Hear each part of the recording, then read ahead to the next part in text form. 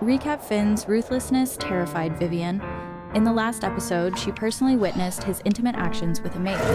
However, the maid mysteriously died the next day. She could no longer see this unfathomable alpha clearly and was filled with fear for her own future. In her endless despair, Vivian handed a note to the mysterious crow. She was seeking help from an unknown mysterious person hidden in the shadows. Is he her salvation or another abyss? Before we begin, a quick question. Do you prefer long or short videos? Tell me in the comments below. Chapter 11. A Concerned Stranger. When the crow left with my note, I shook my head and sighed. What was I even thinking? I felt ridiculous for replying. I knew it had to be a prank. Maybe something Esther and the other girls had cooked up, trying to lure me into escaping so they could blame me later. And if it wasn't a prank, then it could be something worse, a trap. I couldn't just rely on some anonymous person's help. Not here, not in this pack. No one offered kindness without wanting something in return, not after what happened to my family. I didn't think anyone in this place truly cared for what was best for me, unless it served them somehow. I wasn't going to leave like that, not without even knowing who I was gambling with. When I woke the next morning, I opened the window to breathe in the fresh air. The breeze carried the scent of pine and damp soil, a reminder that the world kept moving even when I couldn't. A knock came not long after. I stood and smoothed my dress, expecting Stella. She always came around this time with a gentle smile and something warm to eat. But when the door opened, it wasn't her. "Here's your breakfast," the maid said curtly, stepping in without ceremony. She placed the tray down on the bedside table, her movements sharp and practiced. I didn't know her name. Her face was vaguely familiar, someone I might have seen in the halls. "Where is Stella?" I asked, surprised. "Why isn't she here?" "She has something else to take care of, but she'll be with you by lunch," the maid answered, already halfway to the door. She didn't look back. I looked at the tray. Just the usual hot meal. Some broth, a bit of rice, a small piece of bread and fruit. Nothing unusual. I hadn't eaten much yesterday, and finally, hunger stirred in my stomach. I sat on the edge of the bed and reached for the spoon. I was about to bring it to my lips when something black streaked past the edge of my vision. The crow. It burst through the open window in a flurry of wings and wind, and before I could react, it flew directly over me, knocking the spoon out of my hand. It clattered to the floor. "What are you doing, birdie?" I gasped, heart jumping. The crow landed on the table just beside my tray and began shaking its head vigorously. I haven't seen a bird acting like this before, and I wasn't really fond of birds to find more information about them, but I did heard that some had a tendency to be aggressive. I blinked at it, confused. "Are you unwell?" I crouched closer, checking for a wound, but its feathers were smooth, unbroken, unmarred. Nothing looked wrong. "If you want some nuts, I don't have any today," I murmured, unsure why I was even talking to it. "But you can share my food, if that's what you're after." That's when I noticed the thin piece of paper tied to its leg. A note again. I hesitated, then untied it with slow fingers. The memory of last night returned, the part of me that wrote back even though I told myself not to care. I unrolled the paper. "I'm a concerned stranger," it said, answering my question last night. My lips curled up without humor. Of course the person wouldn't tell me anything personal. Why would they? It was probably nothing serious to begin with. Some stupid joke. A twisted game. I crumpled the paper in my hand and let it fall to the floor. Useless. Then I reached for the glass of fruit juice and took a deep gulp, letting the cold sweetness slide down my throat. The crow flapped its wings sharply and let out a loud caw, almost like a shriek. It started flying in erratic circles above the table, its feathers rustling wildly, its voice growing louder. "What is wrong with you?" I snapped, frowning at it. But it didn't stop. It circled once more, then dropped low, trying to nudge the glass I had just drunk from. Its talons tapped the rim. I shook my head and grabbed it with both hands before it could knock anything over. "You're getting too comfortable," I muttered, walking toward the window. "Go fly somewhere else." I pushed the bird out gently and shut the window firmly behind it. It flapped its wings furiously, still hovering outside, pecking once against the glass as if trying to stop me. I sighed and turned back to the tray. My stomach was already growling. I picked up my spoon again and started eating. The soup was warm and comforting, just what I needed after yesterday. A few minutes passed. I was halfway through the bowl when something shifted inside me. I paused. My chest felt tight. I tried to take a deep breath, but it caught halfway. I blinked, confused. My fingers loosened around the spoon. It clinked quietly into the bowl. Another breath, shallow. My throat felt dry, like it was narrowing. I pressed a hand to my chest. The tightness grew, like invisible fingers curling around my lungs, squeezing them shut. A slow panic began to bloom beneath my skin. I stood too fast, and the room spun. My knees buckled, and I had to grab the edge of the bed to keep from falling. My heart was racing, not from fear, but from something else. Something strange. My mouth was dry, my vision starting to pulse at the edges. My limbs felt heavy. Numb. I tried to speak, but the word broke halfway through my throat. A sharp pain twisted in my gut. I doubled over, clutching my stomach, struggling to stay upright. The windows swam in my sight, the walls curved. My breaths were no longer breaths, they were gasps, ragged and shallow, like I was underwater. And then everything tilted. I dropped to my knees. My cheek hit the cold stone floor. The tray clattered beside me, food spilling everywhere, but I couldn't even flinch. My fingers twitched once. My lips parted. No sound came out. The last thing I saw before the dark took me was the crow, still tapping against the window glass, its wings frantic. Then, nothing. Chapter 12. She survived. I couldn't open my eyes. They felt too heavy, like something was pressing down on them, sealing them shut. My head throbbed, slow and steady, as if someone was hammering inside my skull but trying not to make too much noise. I wasn't sure if I was asleep or awake, but I could hear voices, muffled, distant at first, then clearer, as if they were floating closer. How is she? Will it not kill her? That voice, calm but cold and authoritative. I didn't need to see to know who it belonged to. Another voice answered. Thankfully, she was discovered in time before it was too late. The poison hadn't reached her heart yet. Otherwise, she would have died. We've detoxified her. She will recover fully within a couple of hours, Alpha. A pause followed. I heard the shift of boots on the floor. Adler, join the others in finding the culprit. The Alpha said, I want her in my dungeon tonight. Yes, Alpha. I heard the door open and close softly, then silence again. The noise had died down. The silence left in its place was thick enough to cling to. I felt it first in my lashes, like something was unsticking them, and then the light crept in, blurry and pale. The ceiling wavered above me, colorless and still. I blinked a few times until the room started to settle into shape. That's when I noticed the scent, familiar, clean and strong, like the wild in winter, like something cold pressed against warm skin. My chest tightened. My eyes fluttered open wider, and too quickly, dizziness rushed up the back of my skull. I had to breathe through it. When the blur cleared, I saw him, William. Standing at the side of the bed, arms crossed loosely, watching me with an expression that was difficult to read, not concern for sure.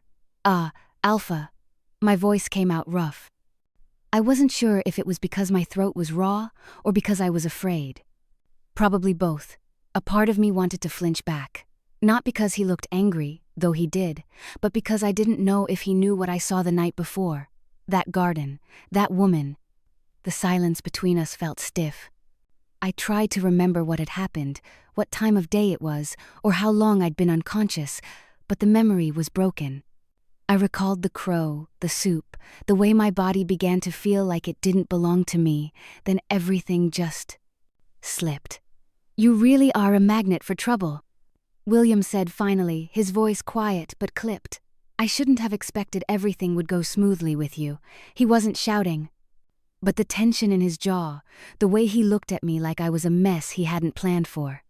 It made something cold crawl across my skin. I tried to sit up. My limbs felt heavy, like they were filled with wet sand. Still, I pushed through it slowly, keeping my gaze down. What have you done this time, Sophia? His tone was hard, like he already decided who to blame. I turned toward him, confused. What do you mean? Clearly, I was poisoned. My voice trailed off. I didn't have much strength in me. He scoffed lightly. Yes, because you're so unlucky. There was no kindness in his words, no warmth. Just a hollow sense of annoyance, as if I had thrown off some plan of his by daring to nearly die. I looked down at my hands. The sheets were soft under my fingertips. My nails were still a little pale, like the blood hadn't fully come back yet. I didn't do anything, I said, barely above a whisper. But I wasn't sure if he was listening. Or if it mattered. Who did it? I asked. It was supposed to come out with more weight, more demand, but my voice barely carried, weak and worn, like the rest of me. I hated that. William's arms remained folded. Probably someone who wants you dead. I let out a quiet breath. There are many people who want me dead after you chose me to be your breeder. His eyes sharpened. So you're blaming me now? No. I shook my head slowly, but I didn't look at him. But why do you sound like you're mad at me for being poisoned? It was out of my control. I tried to make my tone sound even, but I knew what it actually sounded like: defensive, pleading, weak. It disgusted me. I hated him. I glanced toward him from under my lashes. I knew what he was really thinking. It wasn't about me. It was about what my survival, or my failure to survive, meant for him, for his plan. For the image he upheld in front of the council and the entire pack. This wasn't about poison. It was about whether I still served my purpose. He was worried that my body, now tainted by whatever had been in that meal, might no longer be considered viable. That all his stubborn insistence to keep me would be seen as a mistake. A very foolish one. His pride couldn't afford that. He always wanted to be right with his choices. If I suffered poisoning, I said slowly, letting the words fall out like something accidental, I wonder if I'm still eligible to carry your heir. I looked up just long enough to see how his mouth tensed at the corners. A small part of me hoped he'd take the hint, that he'd use this as an excuse to release me. Let me go. But William wasn't the kind of man who released things easily, especially not things he claimed. His eyes narrowed. Was it? He stepped closer to the bed. The shift in distance made the air feel thinner. You? He finished. My brow pulled slightly. What do you? His lips curled, not in amusement, but in something crueler. A dark, quiet accusation. Did you do this so I'd be forced to choose another breeder? My eyes widened in shock. He was serious.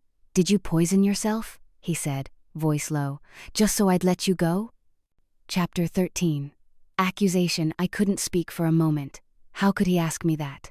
I was the one who had been poisoned. I was the one who suffered and thought I was dying. And now he was accusing me of doing it to myself? It was insulting. Ridiculous even. That's a far stretch, Alpha. You saw that I almost died, I said, my fists slowly curling against the sheets. My wolf stirred within me faintly, quiet but furious, her growl humming like a low current through my blood. But you're alive now, William said evenly, like survival proved his suspicion. Maybe you calculated it just enough to survive. I blinked at him, disbelief cracking through my skull like ice splitting under pressure.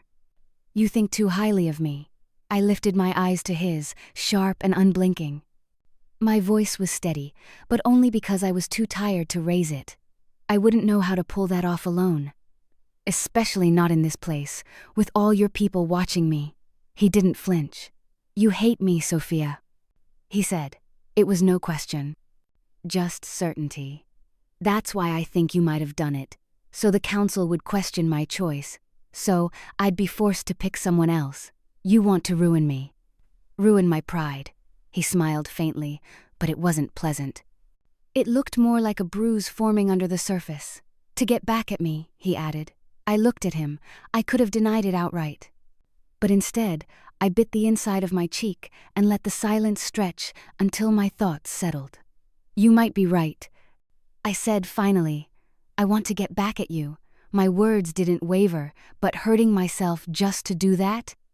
That's not something I'd waste energy on, Alpha. His jaw tightened. I'm investigating it. Then the warning came. Let's hope I'm wrong, breeder. Otherwise you will face a grave punishment. He stormed out. I leaned against the headboard, breath shaky and shallow. My chest ached, not from exhaustion, but from something else entirely.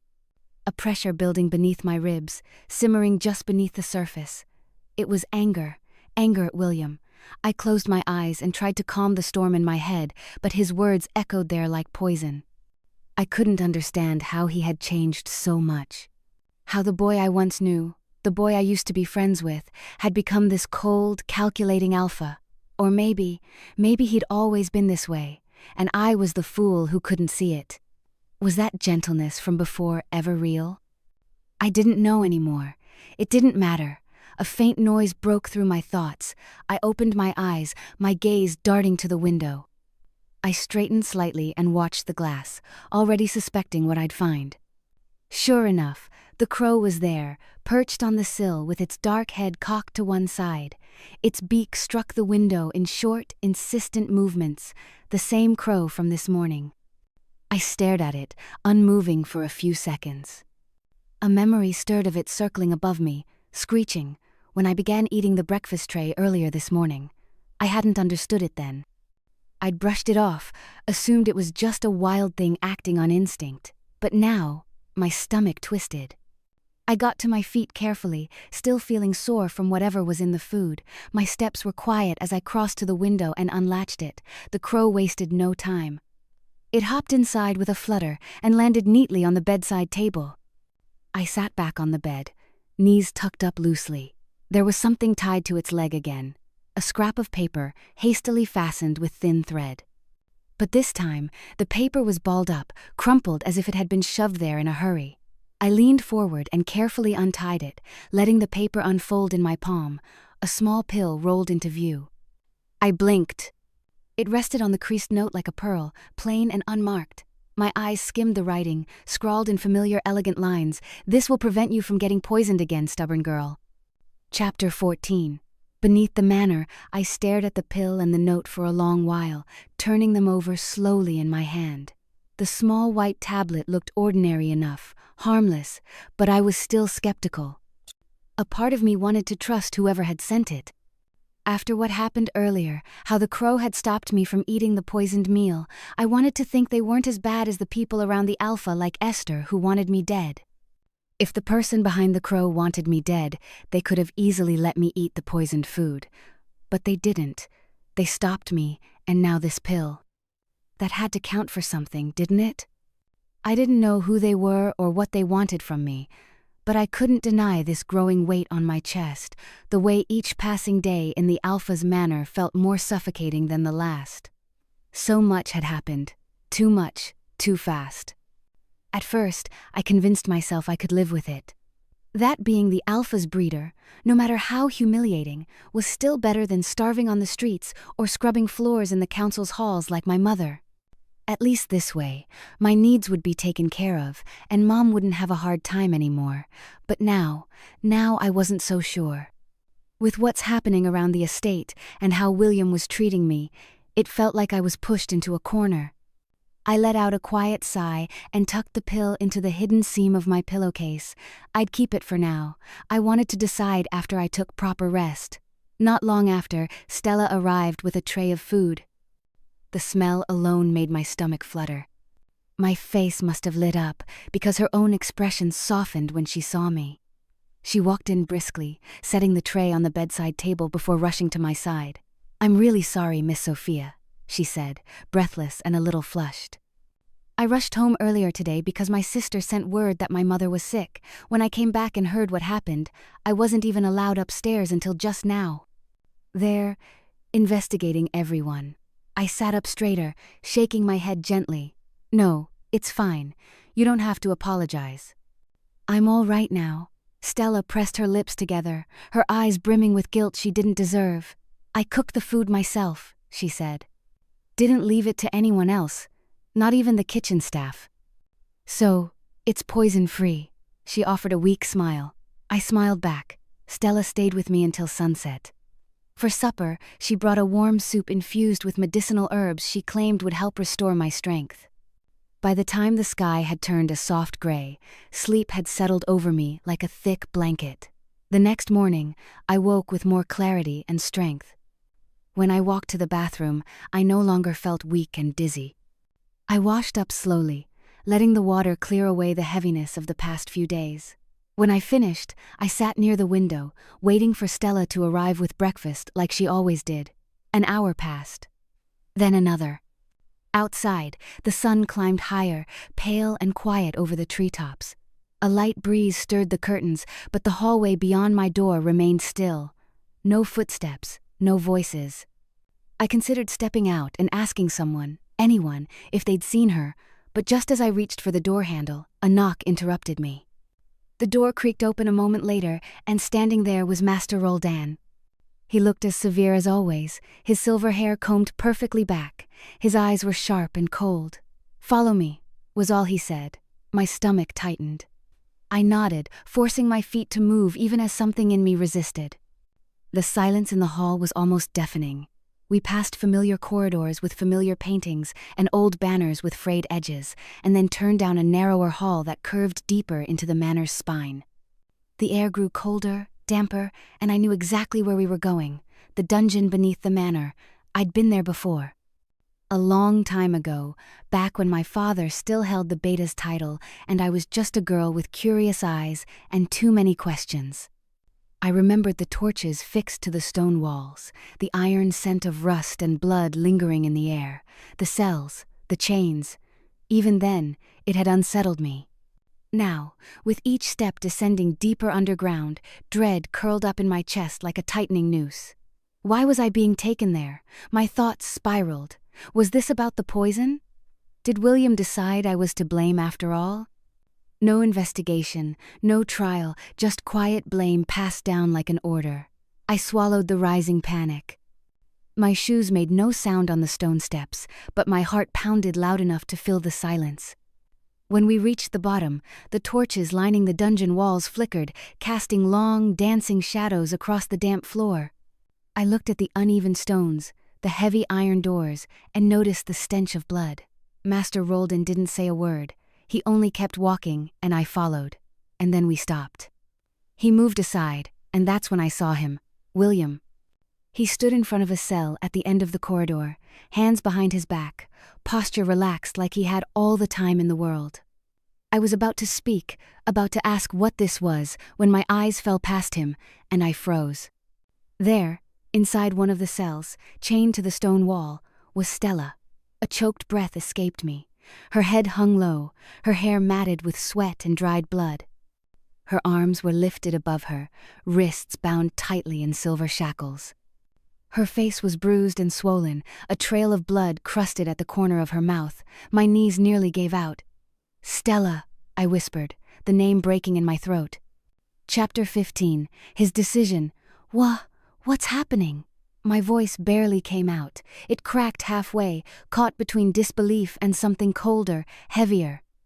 My eyes flicked back and forth between Stella's bruised, swollen face and William's unreadable expression, and then my gaze locked onto his. His silence unnerved me more than the sight of the blood drying on Stella's neck. Then, finally, he spoke. It was her. He tilted his head slightly towards Stella, his tone flat, certain. Something dropped in my stomach, making me want to vomit.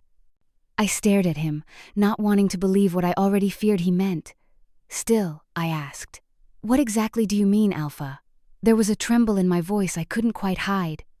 William's eyes, those cold dark orbs, narrowed a little. "You know exactly what I mean, breeder," he said, voice like a blade dragged slow. "That servant is the one who poisoned you." For a moment, the world seemed to still. I blinked, trying to make sense of it. Trying to stitch the image of the kind girl who brought me soup and herbs into the accusation now being hurled in her direction like it was fact. "No," I said, but it was more to myself. A whisper meant to push back the thought before it could take root. He had to be wrong. He had to be. Stella, she cared for me. She cared when no one else did. She wouldn't. She couldn't.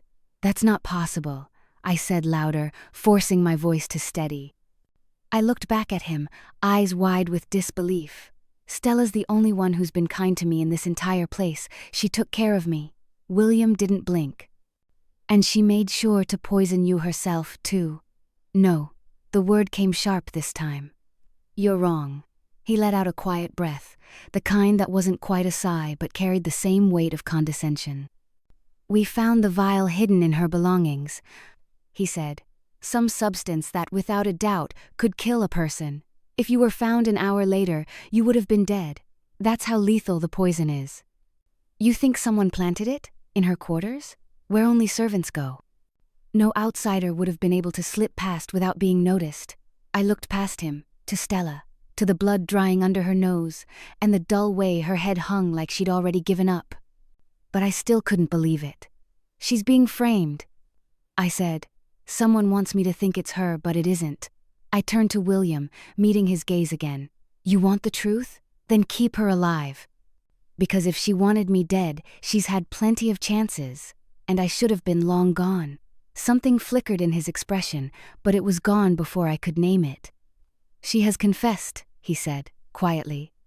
Under questioning. My mouth parted, but no words came out. I didn't need to ask what he meant by questioning.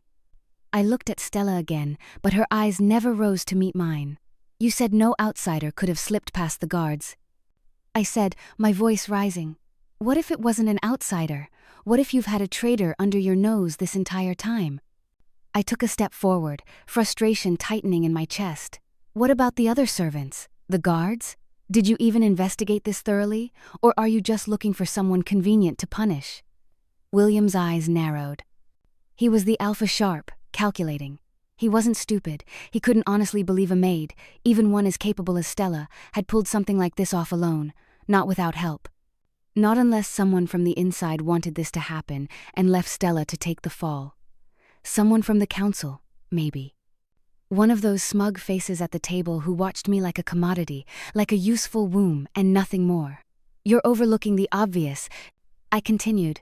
"Why would she do it now, after everything she's done for me? Do you really think she'd risk it this way?" William's expression turned colder, if that was even possible. "Do you even know her background?" he asked, voice low with disdain. My breath stilled. "Her father was one of your father's workers," he said, "one of the men killed for treason. She's been in this manor ever since. Quiet, waiting. She had every reason to hate your family, Sophia. Every reason to wait for the right moment to strike." The words struck deeper than I expected. No, this couldn't be right. I turned slowly, the shock still settling like frost in my bones. My eyes found Stella's again. Her head was still bowed, her face bruised and bloodied, hair hanging limp around her shoulders.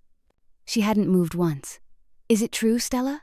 My voice cracked, anger and hurt colliding inside me. "Is it true?" Silence. She didn't answer. Didn't even look at me. Just kept her eyes on the floor, as if she no longer had the strength or the right to lift them. "Answer her," William said coolly. He strode toward the cell, slow and deliberate. Then he reached through the bars and grabbed a fistful of her hair, jerking her head up. I flinched. Her face was raw, swollen. Her eyes dull. "She admitted it," William said. "Tell her what you told us, Omega." For a heartbeat, I thought she wouldn't speak. That she'd stay silent. Let the moment stretch. But then, in a voice barely above a whisper, she said, "I did it." Just 3 words, but they landed like a blow. I stared at her, waiting, silently begging, for a sign that it wasn't real, that this wasn't happening. That it was forced, that she didn't mean it, and then I saw it, just the faintest flicker. In her eyes, past the bruises, past the blankness, something familiar stared back at me. Not defiance, not guilt, but regret and fear. And something else too, something that still looked like her. The girl who brought me food, the one who stayed when everyone else turned away. I couldn't explain it, I couldn't prove it. But I felt it in my gut. She wasn't guilty, not truly. I clenched my fists, my heart pounding in my throat. "Reinvestigate it," I said firmly. "You're making a mistake, Alpha. Someone's using her, framing her. You have to look deeper."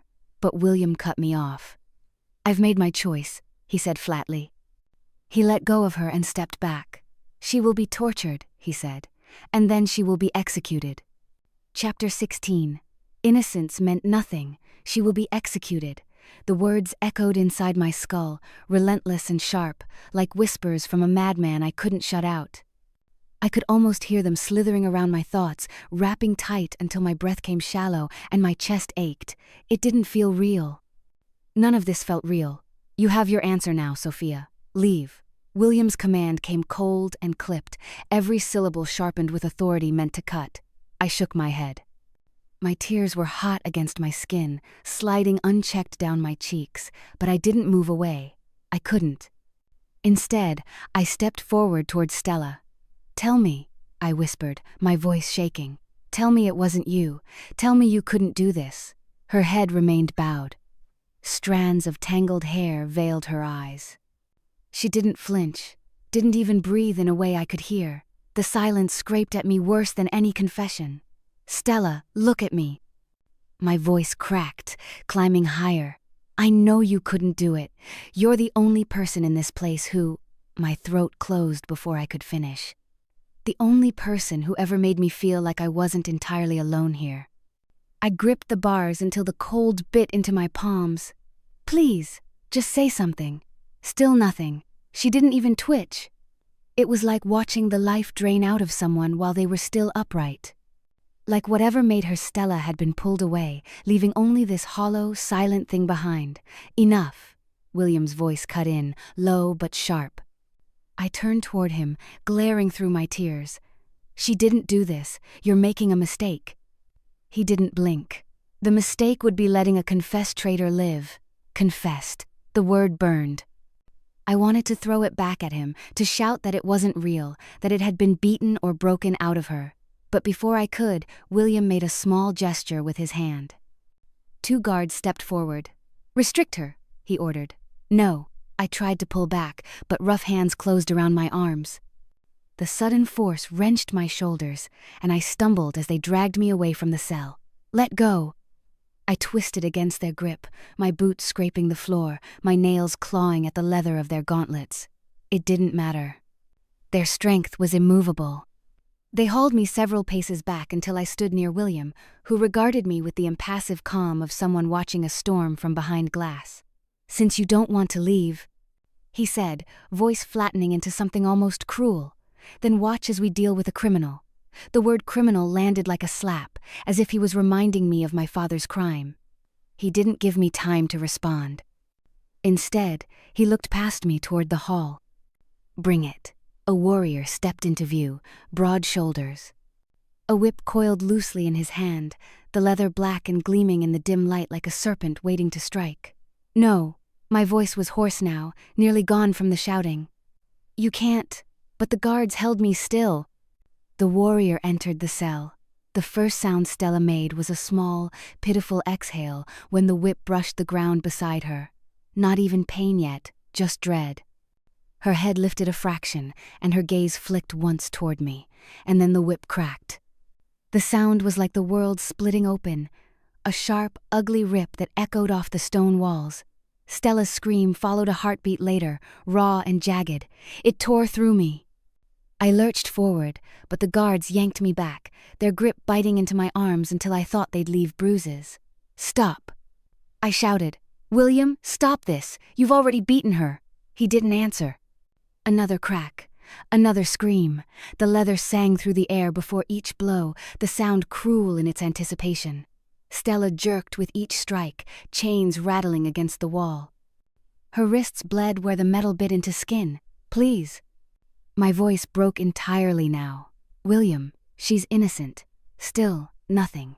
He stood with his arms behind his back, watching the scene like a king overseeing a duty, not a punishment. The third blow landed across Stella's shoulders. She sagged, her head hanging again, but I could see the tremor in her frame. Every shiver matched the beat of my own racing heart. I said stop, I screamed. I didn't care if my voice cracked, if my throat tore. "You're killing her for nothing." The warrior didn't pause, the whip rose again. Something inside me burned a heat that had nothing to do with rage and everything to do with the helplessness boiling over in my chest. The whip cracked again. The last lash landed with a dull, wet sound. By then, Stella's screams had faded into broken gasps. Her body sagged in the chains, trembling so faintly I could barely tell if she was conscious. Her head lolled to one side, her cheek pressed against the cold wall. I hoped William would call it off, that he'd decide she'd had enough. That somewhere in that frozen heart of his, a spark of mercy still lived. But when his voice came, it was as merciless as before. End it. The warrior uncoiled the whip from his hand, tossing it aside. Another man stepped forward now, this one carrying a blade, not a sword for battle. A shorter, curved weapon meant for swift, efficient killing. No. The word ripped from me like something primal, tearing through my throat. No, no, no! The guards didn't loosen their grip. If anything, they held me tighter, their hands iron around my arms.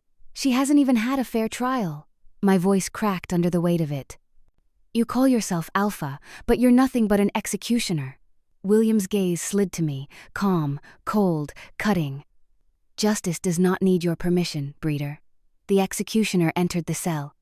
His boots scraped against the floor, each step pounding against my ribcage like a drumbeat counting down to the end. I struggled harder, twisting until my wrists ached. My nails dug into the guard's leather bracers, trying to tear free, to move toward her, to put myself between that blade and Stella. But the distance between us felt endless. She finally lifted her head. Just a little. And through the veil of her hair, I caught her eyes. They weren't blank now, not completely. There was a flicker there, faint, but enough to burn itself into me. Regret, fear, and something that felt like apology. I shook my head at her, tears blurring my sight. Don't, I whispered, though I wasn't sure what I meant. Don't give up, don't leave me, don't let them win. The executioner reached for her chains, unlocking them one by one. The heavy metal fell away with dull clinks that seemed to echo too loud in the still air. Her arms dropped to her sides, limp and useless. He caught her by the back of the neck, forcing her to kneel. Stop! I screamed, the words so loud it burned. William didn't even flinch. The blade rose. For a heartbeat, all I could hear was the pounding of my own pulse. My chest heaved. My vision narrowed until the world was nothing but Stella, the curve of steel above her, and the cold, damp air between us. Then the blade came down. It was quick, too quick. The sound it made was sickening, a muffled crack followed by the soft thud of her body hitting the stone. Something inside me broke. The guards released me, but my knees gave out. I hit the floor hard, my hands splaying against the cold stone, my breath coming in shallow, jagged bursts. The coppery scent of blood reached me, curling into my lungs, coating my tongue. My gaze found her again. Stella's body lay crumpled on the cell floor, hair spilling over her face. The executioner was already wiping the blade clean, as though she were nothing more than a task completed. My chest ached so fiercely I thought it might tear itself apart. She was innocent, I whispered. The words weren't meant for anyone, they were for me, for her. For the moon goddess herself, if she cared to listen. She was innocent, but in this place, innocence meant nothing. Chapter 17. Her resolve, my stomach recoiled so violently it felt like it was trying to turn itself inside out. Heat surged up my throat, and the next second I was bent forward, gagging until the taste of bile burned my tongue. Nothing came up except a sour, bitter string of spit, but I couldn't stop the retching. Each convulsion left me weaker, my muscles limp, my limbs shaking. I didn't even realize I'd gone slack until a warrior's grip clamped around my arm. His fingers were like iron, unyielding as he dragged me out of the cell. My boots scraped over stone, catching on uneven edges, but he didn't slow. The sound of the dungeon faded behind us, replaced by the steady thud of his boots and the pounding in my ears. The air grew warmer as we climbed, but it didn't make it easier to breathe. The damp chill of the underground still clung to my clothes, seeping into my bones. My body moved where the warrior pulled it, my mind still locked on the cold, final image of Stella. When we stepped into the main hall, the light from the high windows stabbed at my eyes, forcing me to squint. The warrior's grip didn't loosen as we passed the wide stretch of polished stone. That's when I saw her, Esther. She was coming in through the great doors, the sweep of her skirts gliding over the floor like a silken shadow. Her posture was perfect, her steps unhurried, as if the whole manor had been waiting for her. The moment her gaze found me, her lips curved. It wasn't the smile she gave at formal dinners, the one painted on for the sake of civility. This one was slow and deliberate, edged with something dark, wicked. The kind of smile that said she didn't just know what had happened, she had planned it. I felt the salt of dried tears tightening the skin of my cheeks. I must have looked exactly how she wanted me to. Dragged, broken, humiliated. She would drink in the sight of it. And in that moment, I knew. It was her. It had to be her. She would never let me go. Never think I'd suffered enough. Whatever cruelty she had left to give, she'd find a way to give it. The warrior shoved me forward before I could hold her gaze any longer. We moved down the corridor toward my chambers, each step dragging me farther from the light of the main hall. When he opened my door, it was with a push that sent me stumbling inside. I caught myself against the floor, the shock of the impact shuddering through my arms. The door slammed shut behind me. I stayed where I'd fallen, slumped on the floorboards, trembling so hard my teeth nearly chattered. The tears came again, hot this time, pouring down my face in an endless stream until the front of my dress was damp. If my assumption was right, if Esther had orchestrated all of it, then Stella's death was on me. I'd walked right into the trap she'd set, and Stella had paid the price. And William, a sick, heavy certainty settled in my gut. He must have known. He couldn't afford to lose Esther's father, the chief beta, his strongest ally. To go after her would be to risk his political standing, maybe even his place on the unified alliance. A maid's life was nothing in comparison. And beyond politics, there was the simple fact that Esther was his lover. Of course he would cover for her. Wouldn't he? I wasn't sure how long I'd been crying. Time had lost its shape, stretched thin until it felt like hours could have passed or only minutes. My chest ached from the sobs that had wrung me dry, and my throat burned raw. The floor beneath me was pressing into my legs until they'd gone numb, but I didn't have the strength to move.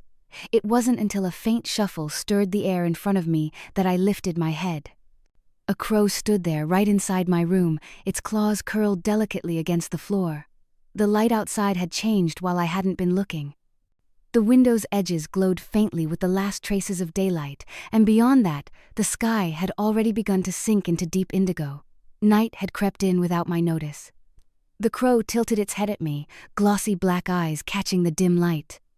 It felt like it was studying me, not with the blank stare of an animal, but with something softer, as if it understood the weight crushing my chest, as if it was sad for me too. A small roll of paper was tied neatly to its leg. With fingers that still trembled, I reached forward. The crow didn't shy away, only ruffled its feathers lightly as I untied the ribbon and slid the paper free. I unrolled it and saw the familiar, elegant handwriting. My breath hitched. If justice is what you seek, escape that hell of a place. Escape. The word lodged itself in my mind, heavy and dangerous. Stella's face rose in my thoughts. The kindness in her eyes, the quiet ways she had cared for me when no one else did. Then the memory shifted, and I saw her again in that cell. The whip, the blade. The sound of her body hitting the floor, and William, watching without flinching. Choosing to let it happen. If justice was what I sought, I would never find it here. My fingers curled around the slip of paper until it crinkled, the edges biting into my palm, my stomach twisted. I would not be the mother of his child. Not after what he had done. Not after he had shown me, again and again, that he would choose power over mercy without hesitation. I wanted nothing to do with him, nothing to do with this place. The note lay open in my hand, the ink dark and sharp against the pale paper. For the first time in days, something other than grief flickered inside me. Resolve. I pushed myself off the floor, my legs unsteady but my mind made up. I didn't know who the crow belonged to or why they wanted me free, but I knew this, I would escape. Chapter 18. Escape Plan. The pale light of morning crept through the curtains, thin and cold, stretching over the floor like it had no right to touch me. I lay still for a moment, staring at the way it painted faint shapes across the rug, letting the weight in my body keep me pressed against the bed. My limbs felt leaden, my eyes sore and swollen from crying, but my mind refused to stay quiet. I only had a few days left, a few days before the heir bind right. Once that day came, there would be no undoing it. I'd be bound to William in a way I could never break, trapped beneath his claim, his will, his power. And then escape would be nothing more than a fantasy I'd never touch. If justice is what you seek, escape that hell of a place. It wasn't a suggestion, it was a command. One I'd decided to follow. The door creaked open. I sat up slowly, my muscles aching with the movement. A maid I didn't recognize slipped into the room, carrying a tray. Her face was blank, her eyes fixed somewhere over my shoulder as she crossed to the table and set the food down without a sound. I studied her, every line of her posture, the way her hands didn't fidget. Was she one of Esther's? Was she here to watch me, to listen, to report back? If she was, she hid it well. She left without so much as a glance in my direction, closing the door with a soft click. I stared at the tray for a while. Bread still warm, a small bowl of berries, a cup of tea sending up faint curls of steam. My stomach gave a weak twist, but my hunger was gone. The thought of eating in this place, in this room, felt like a kind of surrender I wasn't willing to give. Besides, who knew if it was poisoned again? The maid might have been harmless. But here, harmless was an illusion I couldn't afford to believe in. Trust had no place in this manor. When I was certain I was alone again, I pushed myself off the bed and moved toward the window. I kept my body angled away from it, making it look like I was simply standing nearby, my gaze unfocused. In truth, my eyes tracked every shadow below. I needed to know which was the best way to go. I needed a plan. First, the north-facing window. From here, I could see the gravel path that ran alongside the outer wall and curved toward the training grounds. 2 guards patrolled it, their steps so steady it was almost hypnotic.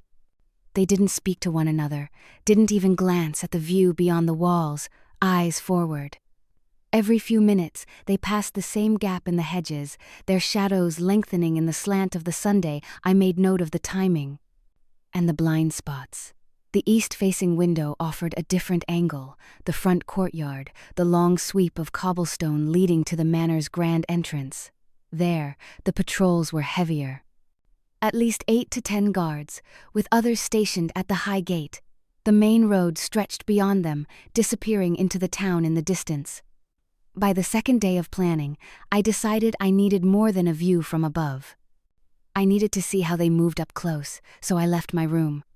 When the head servant noticed me, he glanced at me with disdain but didn't say anything, as if thinking I wasn't stupid or smart enough to attempt anything silly. I walked the inner corridors slowly, memorizing which ones brought me closest to the outer walls. Through narrow windows, I caught flashes of movement, the guards changing shifts, others speaking in low tones before returning to their posts. When I passed near the servants' quarters on the southern side of the manor, I noticed something different. The guards here were fewer. Only one stood at the back door, leaning against the wall, his attention drifting toward the kitchen windows whenever laughter spilled out.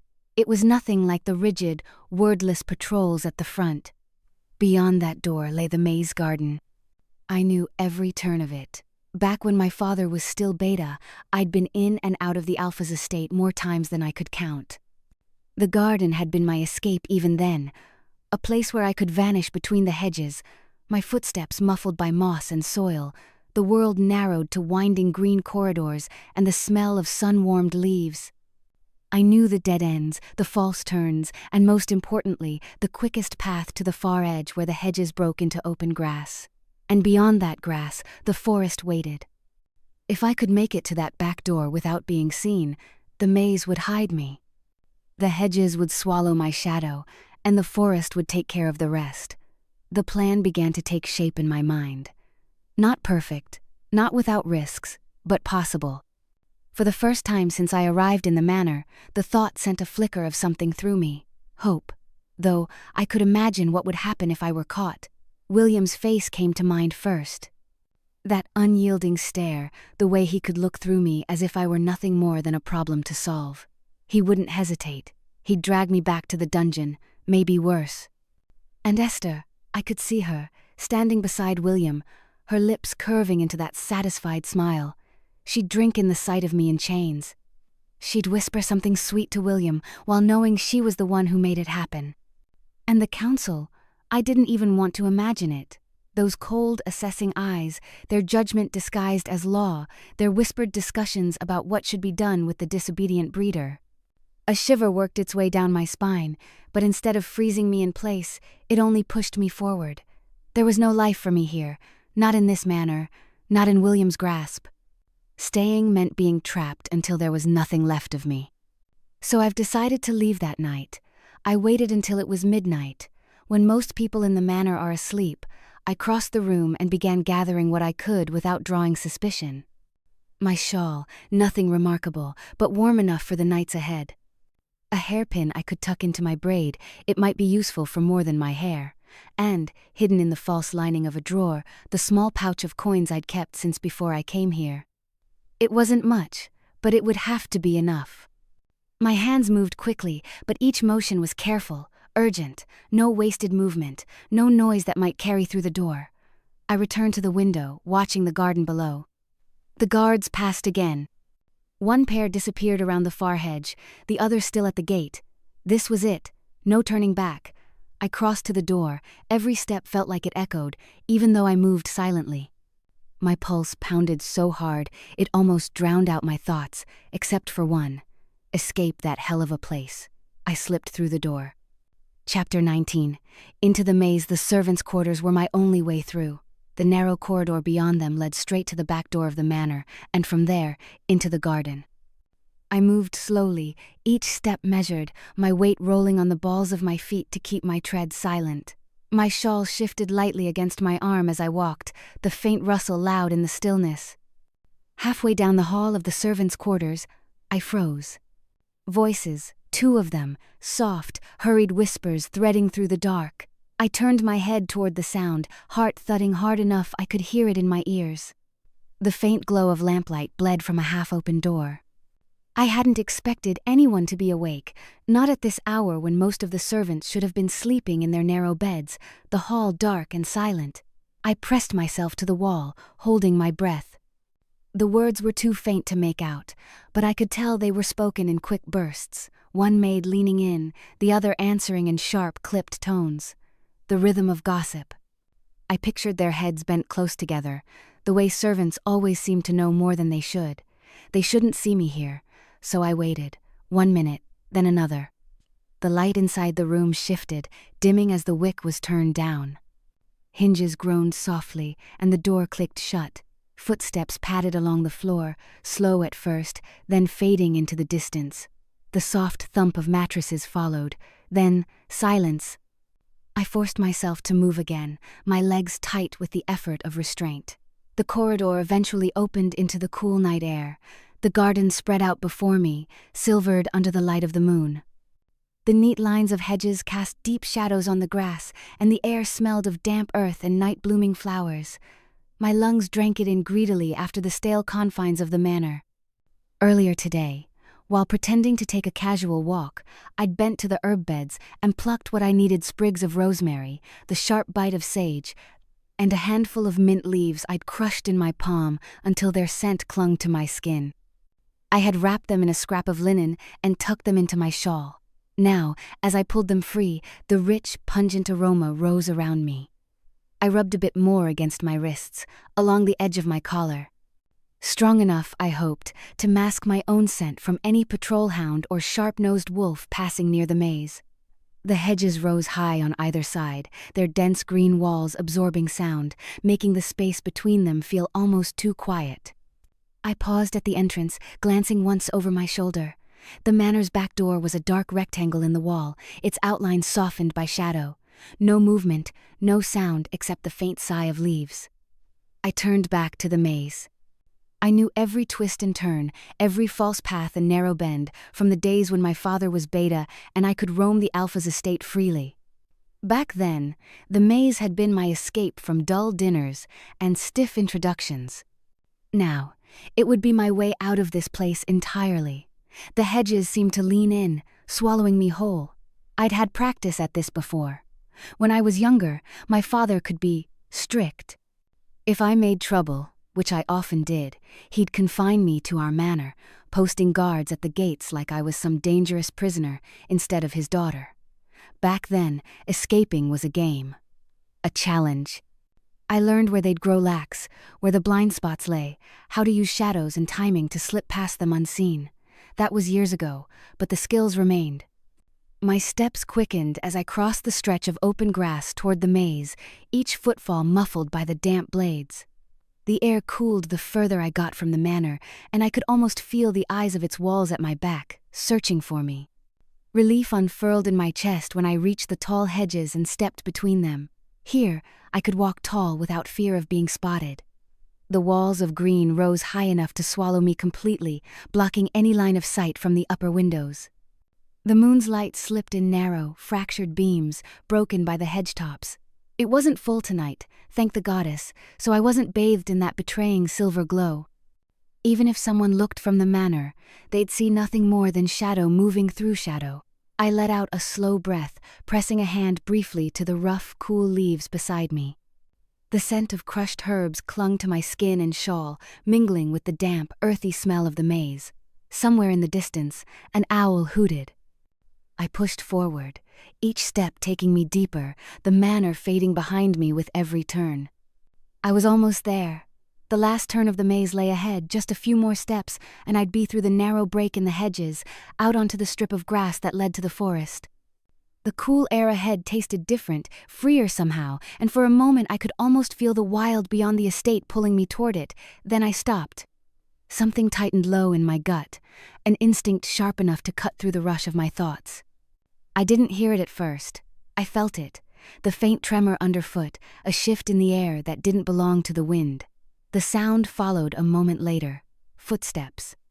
Not the casual stride of a patrolling guard, these were heavier, faster, pounding into the earth with purpose, boots slamming the ground in uneven bursts as if they'd just broken into a run.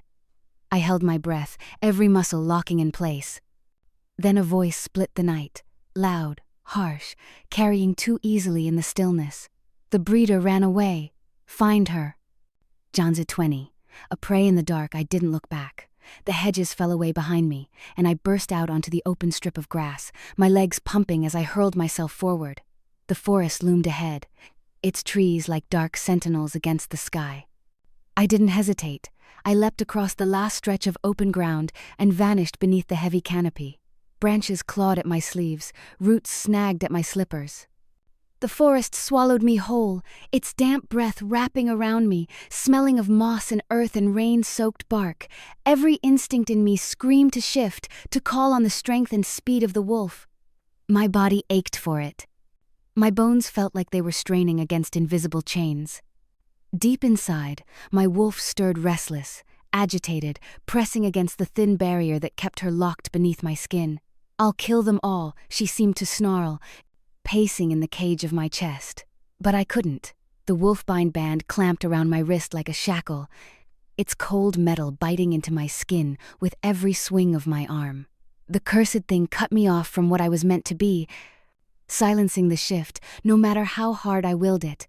I could run, yes, but not fast enough, not strong enough, not the way I needed to. The sound of boots reached me, faint but steady. Not close yet, but gaining. They weren't ordinary guards, they were trained warriors. Even without shifting, they'd close the distance. And me?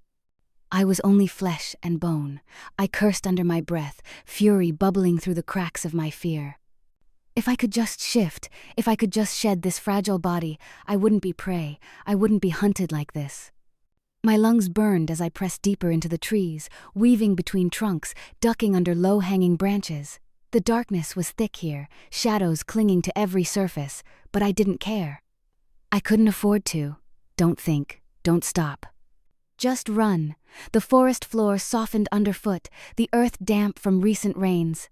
My shawl snagged on a thorn bush, ripping the edge, but I didn't slow to free it.